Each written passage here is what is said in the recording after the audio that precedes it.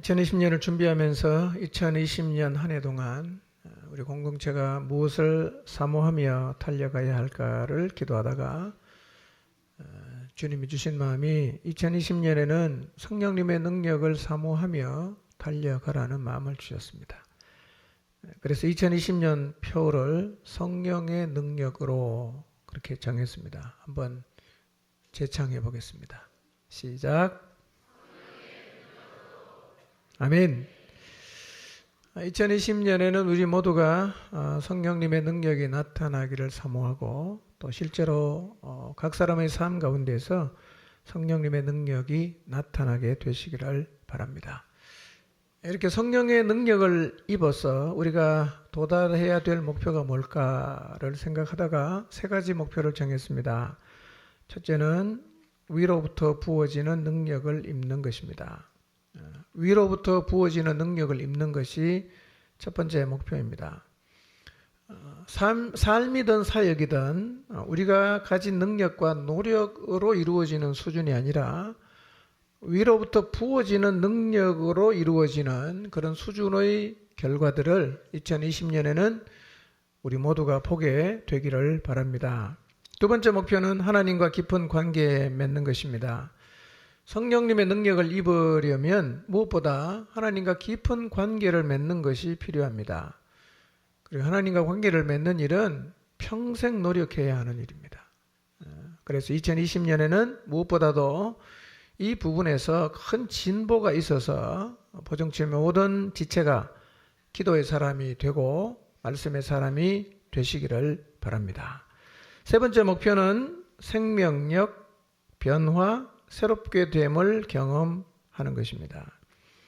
생명력이 나타나고 사람이 변화되고 새로워지는 것은 성령의 능력을 입을 때 나타나는 구체적인 현상들입니다. 2020년에는 여러분도 저도 꼭 이 자리에 서게 되기를 바랍니다.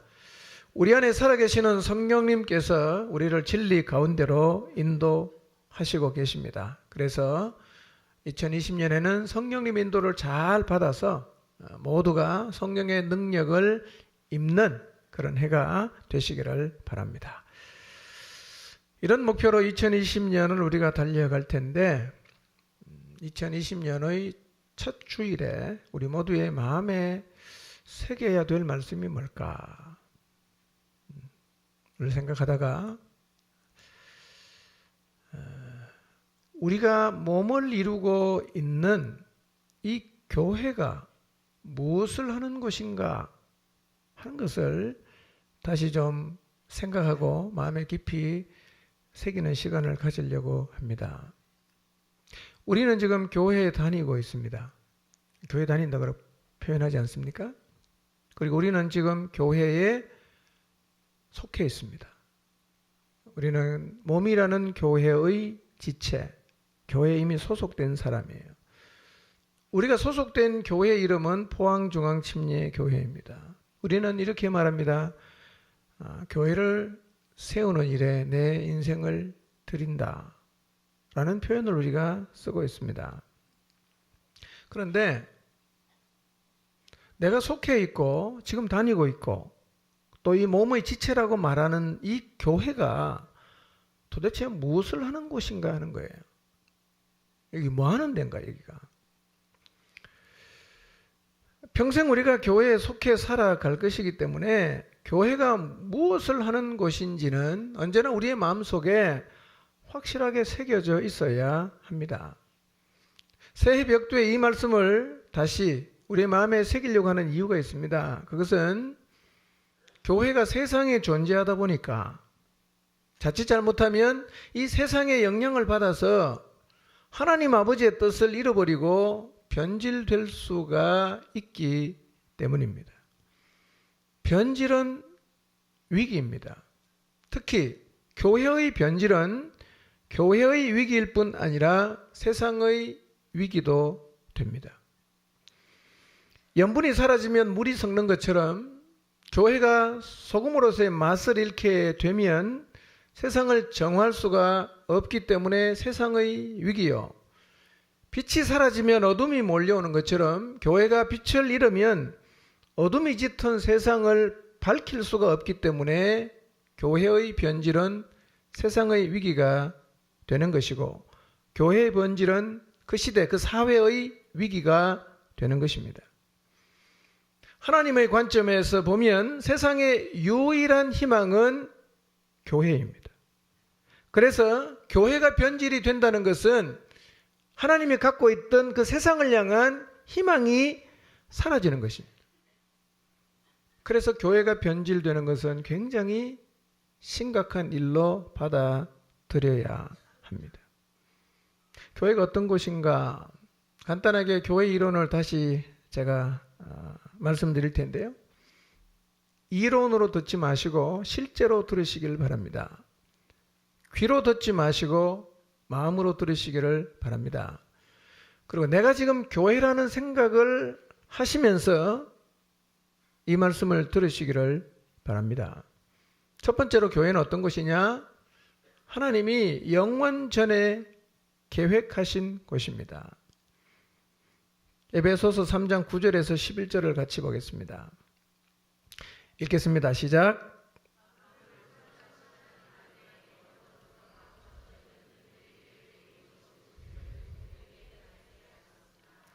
그것은 이제 교회를 통하여 하늘에 있는 통치자들과 권세자들에게 하나님의 갖가지 지혜를 알리시려는 것입니다. 이 일은 하나님께서 우리 주 그리스도 예수 안에서 성취하신 영원한 뜻을 따른 것입니다.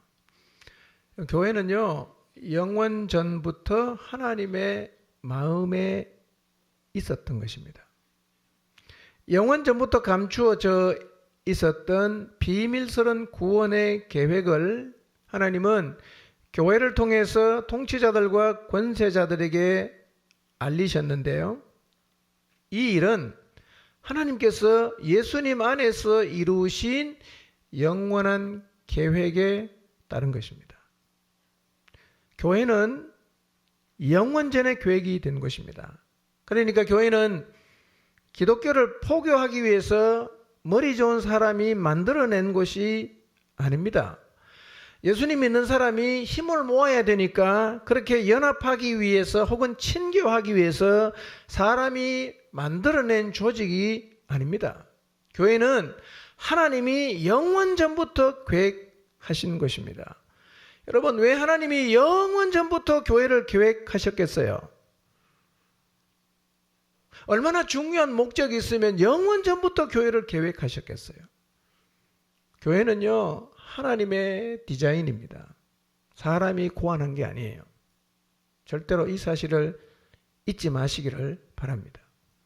두 번째로 교회는 예수님이 머리가 되시는 곳입니다. 하나님은 예수님의 십자가를 통해서 구원의 역사를 이루셨어요.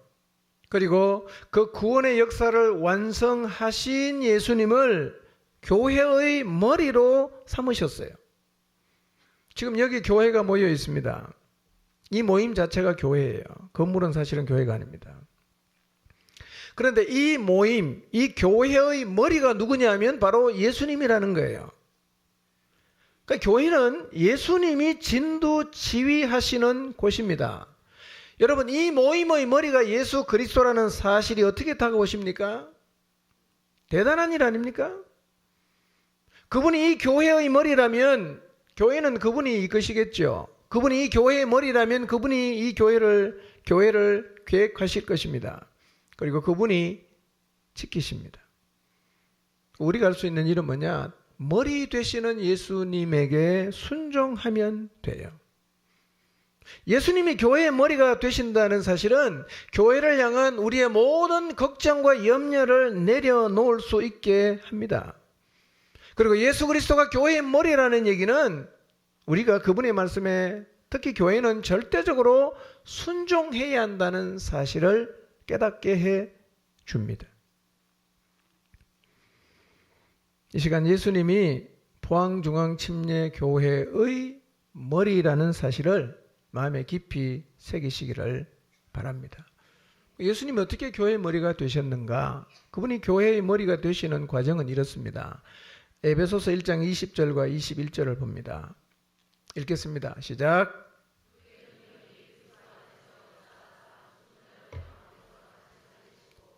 하늘에서 자기 오른편에 앉히사 모든 통치와 권세와 능력과 주권과 오는 세상에 일컫는 모든 이름 위에 뛰어나게 하셨고 그랬어요. 하나님이 하나님의 능력이 그리스도 안에 역사했어요. 그래서 그리스도께서 십자가에서 죽었는데 그 죽음 가운데서 다시 살리셨어요. 그래서 예수 그리스도의 십자가와 부활을 통해서 구원의 역사를 완성을 하셨습니다. 그 다음에 22절을 보겠습니다. 22절 읽습니다. 시작.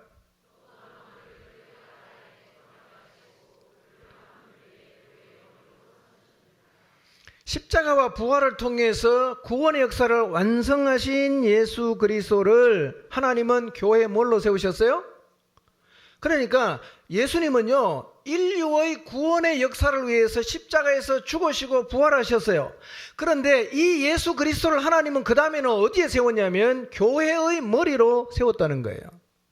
이게 무슨 얘기냐면 세상을 구원하려는 계획과 구원의 복음을 전파할 교회를 세우는 것은 영원전부터 계획이 되어 있었고 예수 그리스도를 통해서 하나님이 이 계획을 이루어 가셨습니다. 3장 11절을 보겠습니다. 에베소서 3장 11절 읽습니다. 시작.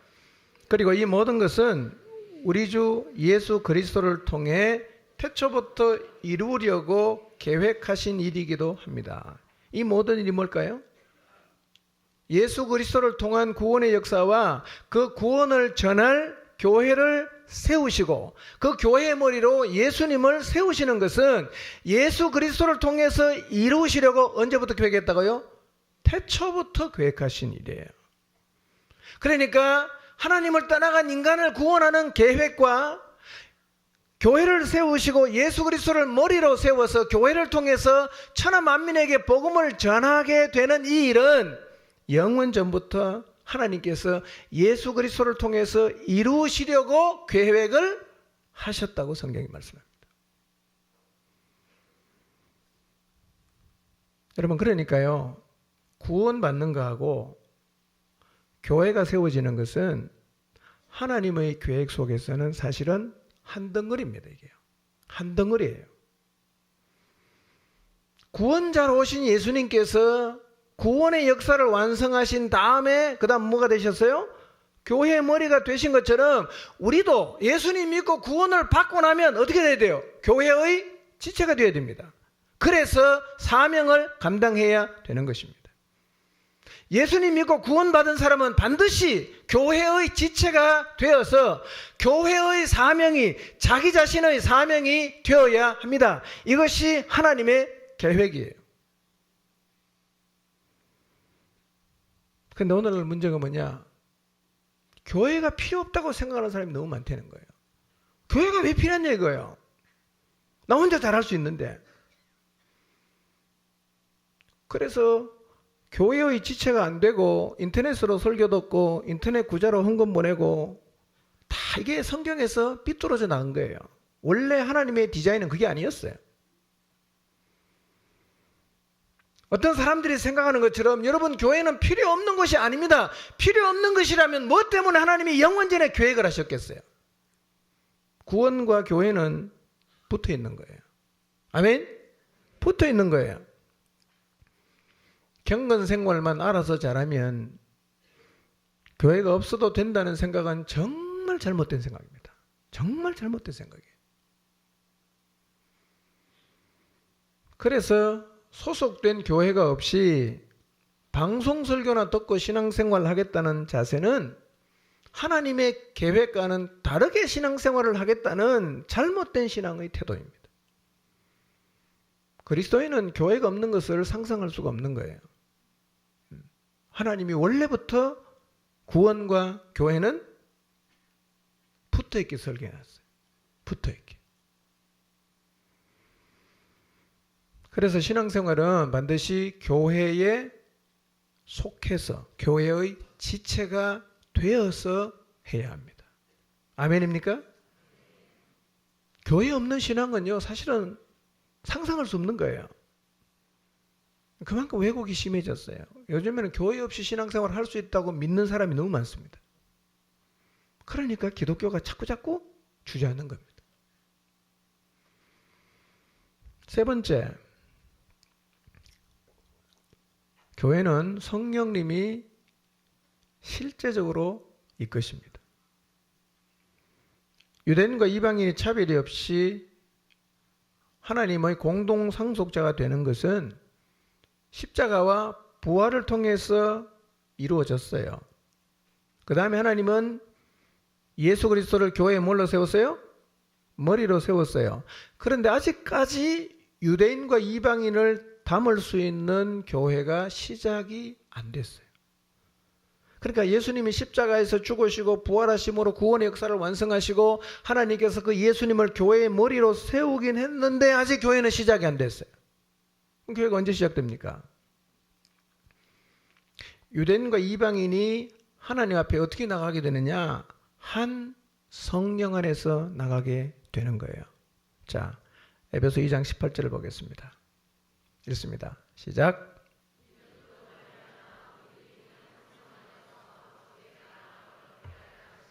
네. 자, 이는 그로 말미암아 우리 둘은 유대인과 이방인을 말합니다. 네. 유대인은 도무지 이방인을 품질 않았어요. 유대인은 이방인은 짐승 취급했습니다.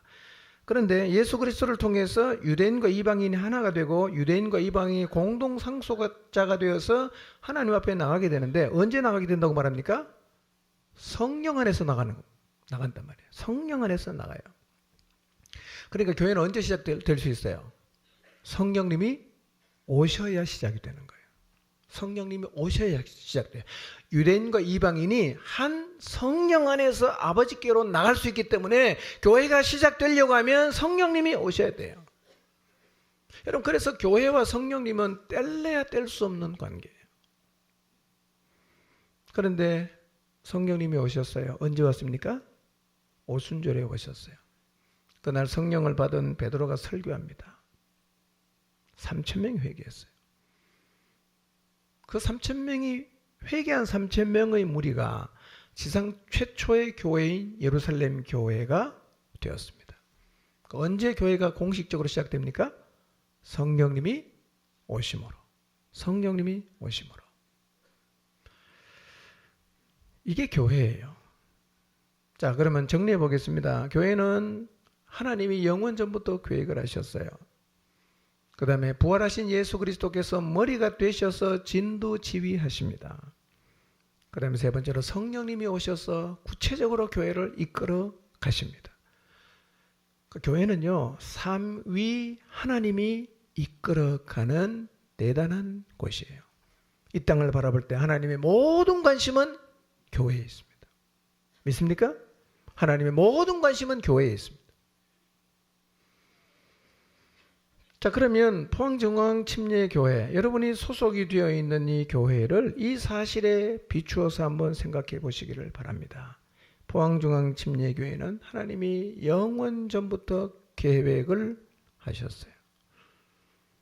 예수 그리스도께서 이 교회의 머리가 되셔서 교회를 지휘하고 계십니다.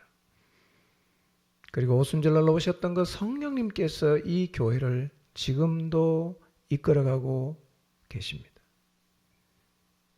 이게 교회예요. 그럼 하나님이 교회를 왜 세우셨을까요? 우리끼리 모여서 친교하고 행복해하고 기도하고 그러라고 하나님 교회를 세우셨을까요? 영원 전부터 계획했으면 그만큼 중요한 목적이 있지 않겠어요? 에베소 3장 16절입니다. 읽겠습니다. 시작. 그 비밀의 내용인즉 이방 사람들이 복음을 통하여 그리스도 예수 안에서 유대 사람들과 공동 상속자가 되고 함께 한 몸이 되고 약속을 함께 가지는 자가 되는 것입니다. 자, 길게 설명할 수는 없는데요. 3장을 쭉 읽어보면 유대인하고 이방인을 차별하지 않고 예수 그리스도의 복음을 통하여 구원하는 일을 하라고 하나님이 교회를 세우셨어요. 그러니까 교회가 왜 존재해야 되냐? 교회가 뭐 하는 것이냐? 딱 한마디로 말하면 교회는 복음 전파를 하는 곳입니다. 교회는 영혼을 구원하는 곳입니다. 그것이 하나님께서 영원전에 계획하신 것입니다. 하나님이 세상을 사랑해서 구원하겠다고 약속하셨어요. 이루어 가야 되잖아. 그래서 하나님께서 그 약속을 이루기 위해서 아들 예수 그리스도를 보내셔서 우리의 죄를 대신해서 십자가에서 죽게 하시고 부활하게 하셨어요. 그러면 구원의 역사는 완성됐습니다. 이제 천하 만민을 구원해서 담을 수 있는 그릇을 만들어야 되잖아. 그 그릇은 구원과 함께 하나님이 영원전에 계획하시는데 그게 바로 뭐라고요? 교회란 말이에요.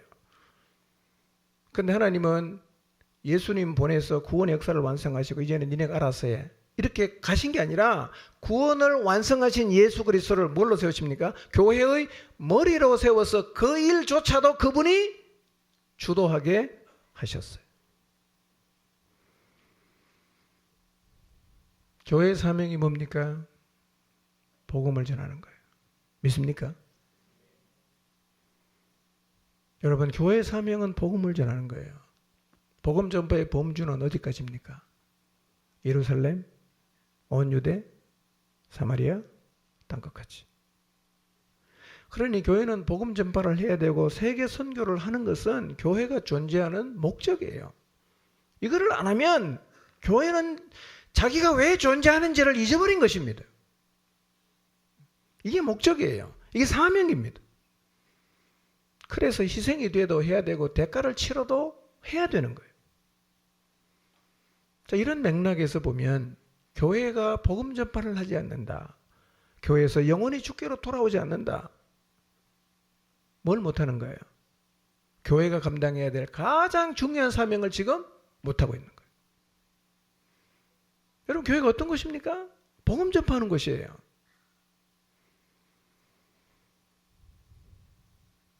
이거를 잊어버리고 이 일을 멈춘 것이 변질입니다. 변질된 거예요. 교회는 다른 걸 자랑하면 안 돼요. 예. 다른 건 좀 부족해도 괜찮습니다. 뭐는 꼭 해야 돼요? 영혼을 건져내는 일은 계속하고 있어야 됩니다. 그러니까 교회는 영혼을 구원하는 전문 기관이 돼야 됩니다. 그게 하나님의 소원이니까. 예. 하나님이 잃어버린 영혼을 구원하는 걸 얼마나 중요하게 생각하시는가. 제가 요한복음 3장 16절을 통해서 이제 말씀드리겠습니다. 2020년에는 우리 공동체가 영혼 구원이라는 교회의 가장 소중한 사명을 더 힘차게 감당하게 되시기를 바랍니다. 하나님이 영혼 구원을 얼마나 소중하게 여기시는가.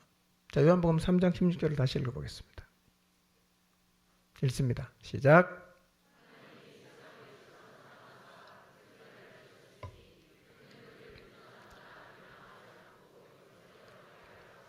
아멘. 너무 잘 알고 있는 말씀이죠. 그래서 가장 은혜가 안 되고 가장 깨닫기가 어려운 말씀이 익숙한 말씀이에요. 근데 이 말씀 묵상하다가요, 하나님이 영혼 구원을 얼마나 중요하게 여기시는가 하는 것이 새롭게 다가왔어요. 하나님이 세상을 사랑했다고 성경이 말해요.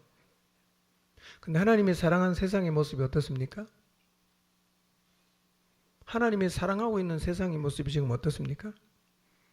많은 사람들이 사단의 거짓에 속아서 자기를 창조하신 하나님, 자기를 사랑하신 하나님을 떠나서 영원한 멸망으로 다 달려가고 있어요.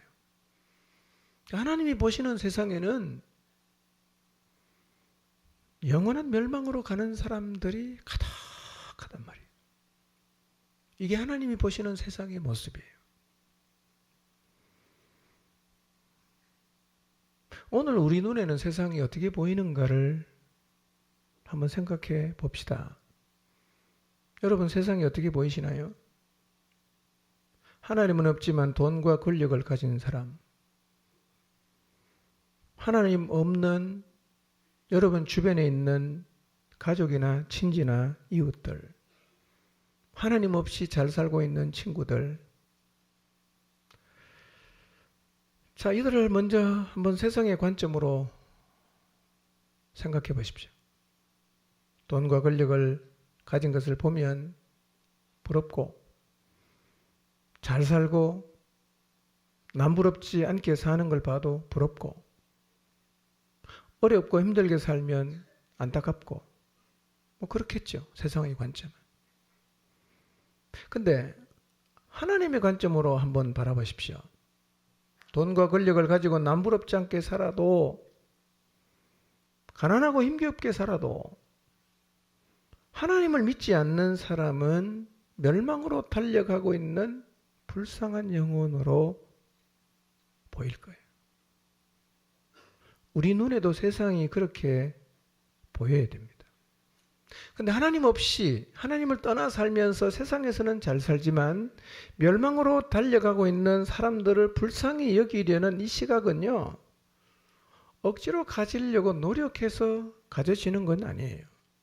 어떻게 이런 시각을 가질 수 있냐? 진리를 믿으면. 진리를 믿으면. 그리고 죽음 후에 부활과 함께 이어지는 영생을 믿으면 하나님의 시각으로 사람을 보는 것이 오히려 당연해집니다. 자, 성경을 한번 볼까요? 예수님께서는 이 진리를 확정시키기 위해서 비유를 하나 하셨어요.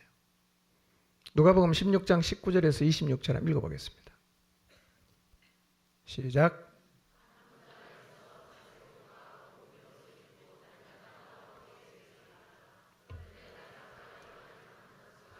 헌데투성이로 그의 대문 앞에 버려진 채 그 부자의 상에서 떨어지는 것으로 배불리려 하며 심지어 개들이 와서 그 헌대를 핥더라.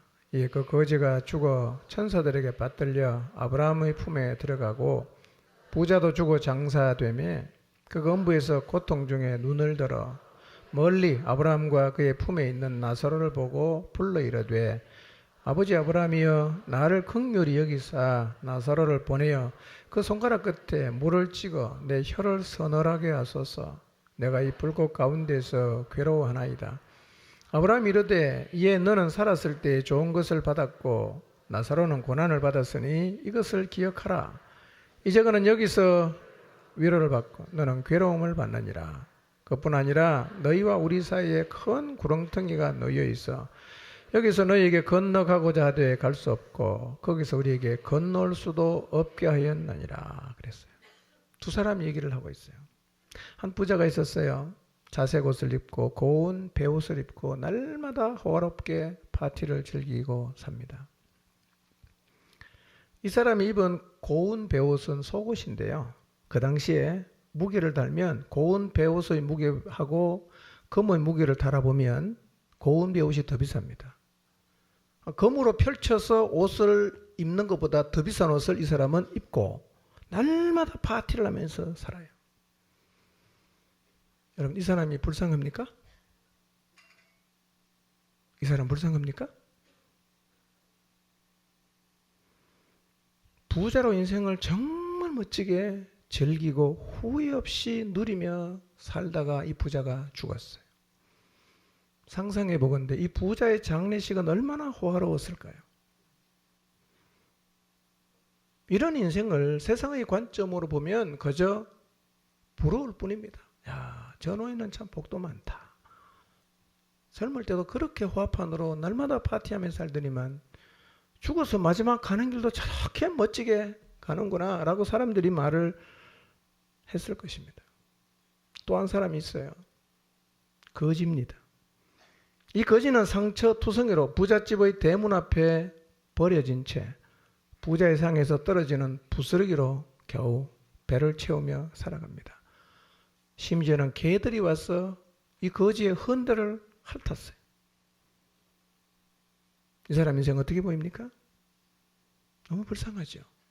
너무 기고한 인생이에요. 여기까지 놓고 보면 부자는 성공한 사람, 그리고 거지는 너무너무 불쌍한 사람. 그런데 두 사람이 죽고 나서 극적인 반전이 일어납니다. 거지는 천국 갔어요. 부자는 지옥에 떨어졌어요. 누가 불쌍한 사람입니까? 거지가 불쌍한 사람이에요? 부자가 불쌍한 사람이에요? 누가 불쌍하죠? 부자가 불쌍하죠? 이게 하나님의 시각이에요. 우리는 이 땅에 지금 눈에 보이는 것만 가지고 사람을 바라보지만 하나님은 이 땅에 살고 있는 우리의 모습이 아니라 죽음 저편으로 건너가서 그가 닥칠, 그가 살게 될 영원한 나라를 바라보시면서 하나님이 불쌍하게 생각하시는 거예요. 세상의 관점으로 보면 부자는 하나도 안 불쌍해. 거지가 불쌍해. 그러나 조금 더 넘어서 죽음 저편으로 넘어가 보면 진짜 불쌍한 사람은 부자요. 진짜 복받은 사람은 거지입니다. 이런 시각이 필요하단 말이에요. 근데 우리 모든 인생은 이 땅에 살다가 결국은 죽음 저편에 가서 나사로가 간 자리로 가든지 부자가 간 자리로 가든지 다 가게 돼 있어요. 근데 하나님은 죽음 저편까지 다 내다보고 계십니다. 하나님의 관점이 뭐냐? 죽음 저편까지 바라보는 관점이에요.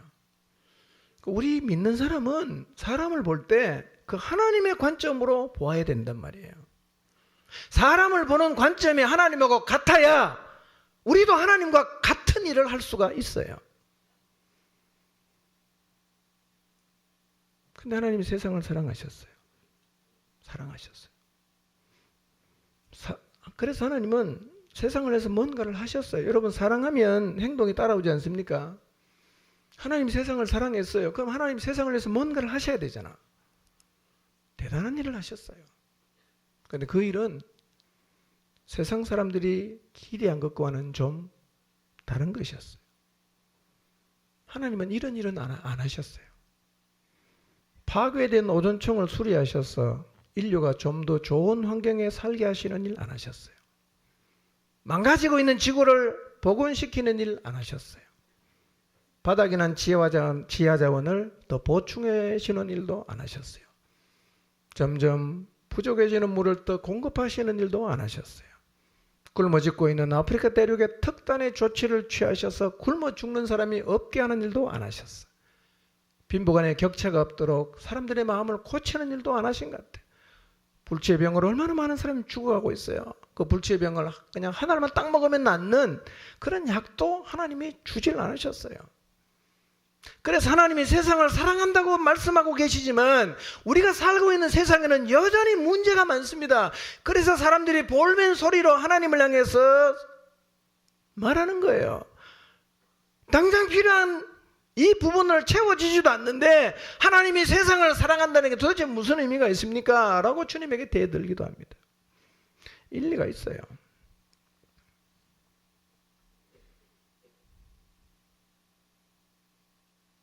그런데 관점에 따르면 하나님이 해주신 사랑이 마음에 잘 받아들여지지 않을 수는 있을 것입니다. 그러나 하나님이 우리를 사랑하신 방식이 옳습니다. 아멘입니까? 하나님이 우리를 사랑하신 방식이 옳아요. 그러면 하나님이 세상을 사랑하셔서 하신 일이 뭐예요? 모든 걸 다 하실 수 있는 하나님이 당장 이 땅에 살고 있는 사람들이 원하는 것을 주지 않으셔서 오해를 받으시면서까지 우리에게 그분이 주시려고 했던 사랑이 무엇이었냐 하는 것입니다. 여러분, 하나님이 세상을 사랑해서 주신 사랑이 무엇입니까? 우리가 깊이 생각해 볼 필요가 있어요. 요한복음 3장 16절이 말씀합니다. 하나님이 세상을 사랑하셔서 하신 일이 뭐냐? 멸망으로 가는 사람을 구원하는 것이었어요. 이것이 하나님이 세상을 사랑한 차원입니다. 이 땅으로 끝나면 하나님의 사랑이 틀렸다고 말할 수 있어요. 그러나 인생은 죽음과 함께 끝나버리는 게 아니라 죽음 저편에 가서 다시 하나님이 부활하게 하시고 영원히 살아가는 존재이기 때문에 하나님이 사랑하는 방식이 진짜 사랑이에요. 만약에 이 하나님의 사랑이 사랑으로 마음에 다가오지 않는다면 다시 부자와 나사로 이야기를 떠올려 보시기를 바랍니다. 죽음 저편에 어떤 일이 벌어질지를 알고 계시는 하나님께서 인간에게 줄 수 있는 최고의 사랑이 뭐겠어요? 그것은 구원입니다. 구원해 주는 거예요. 죽음과 함께 현실로 다가올 멸망의 자리에 서야 하는 인간에게 하나님이 줄 수 있는 최고의 사랑이 뭐냐? 구원입니다. 아멘입니까? 구원이에요. 여러분, 부자를 향한 하나님의 사랑은 더 큰 부자가 되게 하는 것이 아니에요. 부자를 향한 하나님의 사랑은 그가 구원을 얻게 하는 것입니다. 죽음 저편에 건너가면 갈라집니다. 천국 가는 사람, 지옥 가는 사람. 근데 죽음 저편에 건너가서는 왔다 갔다 절대로 못합니다. 끝이에요. 그런데 죽음 저편에 어떤 일이 벌어질지도 잘 모르고 멸망을 향해서 막 달려가고 있는 사람을 향해서 하나님이 주신 사랑이 뭐냐? 구원해서 멸망으로 가지 말고 영생의 자리로 가게 하는 것이 인간에게 보내주신, 인간에게 허락하신 하나님의 사랑이었단 말이에요. 그러니 안전하서나 하나님 마음을 사로잡고 있는 게 뭐냐? 멸망으로 가는 인간의 구원이었어요. 그래서 등식을 만들면 이렇습니다. 최고의 사랑이 뭐냐? 구원받게 하는 거예요. 최고의 사랑이 뭐냐? 구원받게 하는 거예요. 여러분, 이 사실을 마음에 깊이 새기시기를 바랍니다. 하나님의 관점으로 보면 인간에게 가장 중요한 것은 구원받는 것. 가장 치명적인 것은 구원받지 못하는 것입니다. 아멘입니까? 오늘 여기 계신 분들 가운데 아직 예수님 안 믿는 분들요. 물론 하나님 말씀을 롯의 사위처럼 농담으로 생각할 수도 있어요. 근데 그거는 뭐 농담으로 생각하든 말든 그래도 진리는 그냥 가는 거기 때문에요. 끝까지 농담으로 생각하는 사람은 가장 불쌍한 사람이에요. 복음 앞에 서보십시오. 인생은 죽음으로 절대로 끝나지 않습니다. 구원받아야 됩니다. 구원받아야 돼요. 여러분, 부자가 부럽습니까? 거지가 불쌍합니까? 차라리 거지처럼 살아도 예수님 믿고 사는 게 진짜 복이라는 사실을 믿으시기를 바랍니다. 자, 근데요, 우리는 이미 하나님의 사랑을 입었어요. 근데 지금 우리는 하나님의 사랑에서 구원하려는 사람들과 더불어 살아가고 있습니다. 우리 주변에도 하나님의 사랑하는 사람들이 있단 말이죠.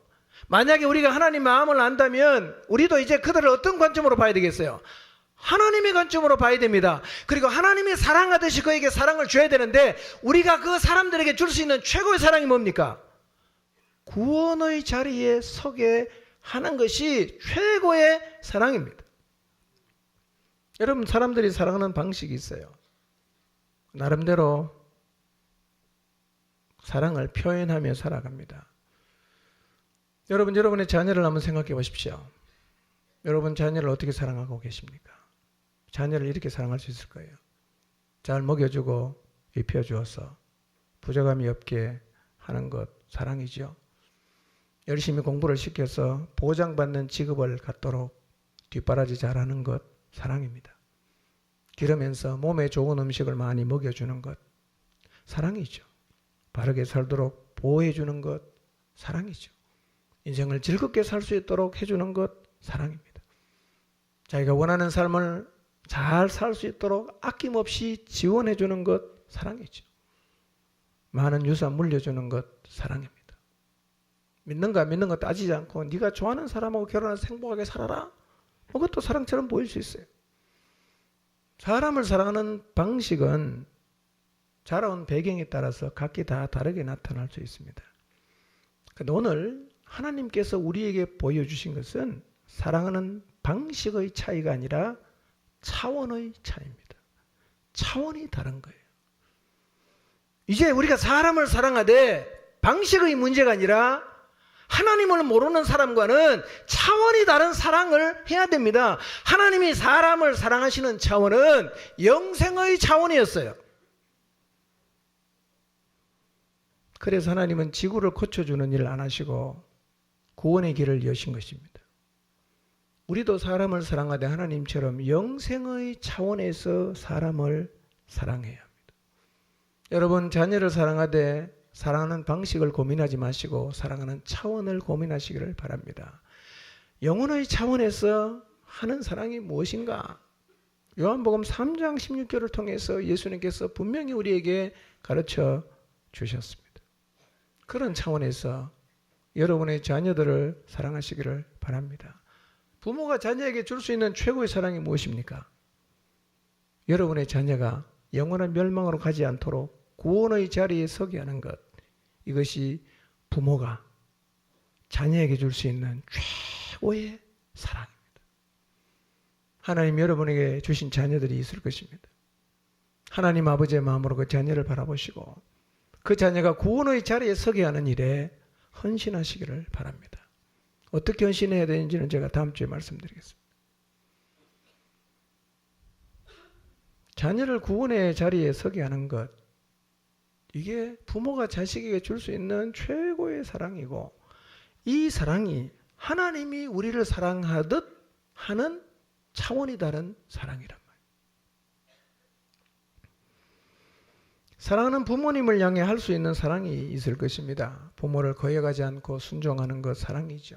자주 찾아뵙는 것 사랑하는 것입니다. 용돈 드리는 것, 최선의 삶을 살아서 부모에게 부담 주지 않는 것, 부족하지 않도록 필요를 채워드리는 것, 마음을 편안하게 해드리는 것, 다 잘하는 일입니다. 모든 자녀는 부모에게 그렇게 해야 합니다. 그러나 하나님에게서 배우는 부모를 향한 최고의 사랑이 무엇입니까? 부모님이 구원의 자리에 서게 하는 것입니다. 만약에 여러분에게 하나님을 잘 몰라서 영원한 멸망으로 가고 있는 부모가 계신다면 그 부모를 구원의 자리에 서게 하는 것이 우리가 부모님을 향해서 할 수 있는 최고의 사랑입니다. 여러분, 부모님이 구원을 받지 못하면 그렇게 살다가 돌아가시면 어디 갑니까? 지옥 가거든요. 예외가 없습니다. 근데 이 사실을 뻔히 알고 있으면서도 우리가 계속 침묵하고 아무런 얘기를 하지 않는다면 그것이 우리가 과연 부모를 사랑하는 태도이겠습니까? 2020년에 여러분 부모님 가운데 믿지 않는 분들 어떤 방법을 쓰든지 복음 전해서 예수님 믿게 하시기를 바랍니다. 그것이 자식이 부모에게 할 수 있는 최고의 사랑이에요. 하나님이 우리를 그렇게 사랑하셨어요. 사랑하는 배우자를 향해 할 수 있는 사랑이 있을 것입니다. 서로 아껴주는 것, 존중해주는 것. 남편은 아내를 사랑해주고 아내는 남편을 잘 도와주는 것. 서로 신뢰해주는 것, 섬겨주는 것, 다 사랑이죠. 근데요, 그리스도인이라면 이런 사랑만 해서는 안 됩니다. 우리는 차원이 다른 하나님이 우리에게 보여주신 그 사랑을 우리의 배우자를 향해서도 해야 합니다. 2020년에는 이 하나님 아버지의 마음을, 하나님이 우리를 사랑하신 그 차원의 사랑을 여러분 모두가 시작하게 되시기를 바랍니다. 근데 이 사랑은요, 혼자 사는 게 아니에요. 교회가 함께 하는 거예요. 우리 다 예수님 믿고 나서 교회의 지체가 되었잖아요. 앞에 말씀드린 것처럼 하나님이 왜 교회를 세우셨냐? 교회를 세우신 목적이 구원의 길을 온 세상에 전파해서 사람들이 구원의 자리에 오게 하는 것이 바로 교회가 존재하는 목적이라고 말씀을 드렸습니다. 그래서 교회는 늘 하나님의 관점으로 세상을 바라봐야 합니다. 그리고 하나님의 차원으로 사람을 사랑해야 합니다. 세상에 존재하고 있는 교회가 이 자세를 잃지 않고 늘 견지하고 그리고 이런 일들이 교회 안에서 계속해서 유지되는 것이 바로 교회의 영성이라고 할 수가 있습니다. 교회는 늘 이런 자세를 견지해야 됩니다. 하나님 차원으로 사랑해서 멸망으로 가는 영혼들이 구원 얻는 일이 쉼없이 일어나야 합니다. 이 교회가 살아있는 교회입니다. 이 교회가 하나님이 세우신 그 존재 목적을 이루어드리는 교회입니다. 2020년에는 우리 모두가 기도하고 있는 배우자, 부모님, 그리고 자녀들을 하나님이 사랑하신 것처럼 사랑해서 그들 모두가 구원의 은혜와 복을 입는 자리에 서는 역사가 일어나기를 바랍니다. 차원 다른 사랑을 생각하시기를 바랍니다. 잘 먹여주고 잘 입혀주고 그게 다가 아니에요. 그게 다가 아니에요. 그것이 여러분이 자녀에게 줄 수 있는 전부라고 생각하지 마세요. 나사로 거지로 살았지만 불쌍한 사람 아니었어요. 부자? 너무 멋있게 살았지만 그는 진짜 불쌍한 사람이었어요. 여러분의 자녀가 그 자리에 있으면 얼마나 안타깝겠어요. 여러분의 부모가 그런 자리에 서게 된다면 얼마나 가슴 아픈 일이겠습니까? 구원의 은혜가, 구원의 축복이 여러분이 기도하고 있는 모든 가족들에게 일어나게 되기를 바랍니다. 뿐만 아니라 모든 목장에서도 이제 우리 모두가 하나님이 세상을 사랑하듯 그렇게 사람을 사랑해서 멸망의 자리에서 구원의 자리로 돌아오는 사람이 2020년에는 목장마다 더해지게 되시기를 바랍니다. 이런 역사가 끊이지 않는 교회가 하나님을 닮은 교회요, 하나님의 사랑으로 세상을 사랑하는 교회입니다. 2020년에는 포종팀 공동체가 사람을 영생의 자리, 구원의 자리에 세우는 하나님이 보여주신 그 참된 사랑을 실천하는 교회가 되기를 주님의 이름으로 축원합니다. 기도하겠습니다.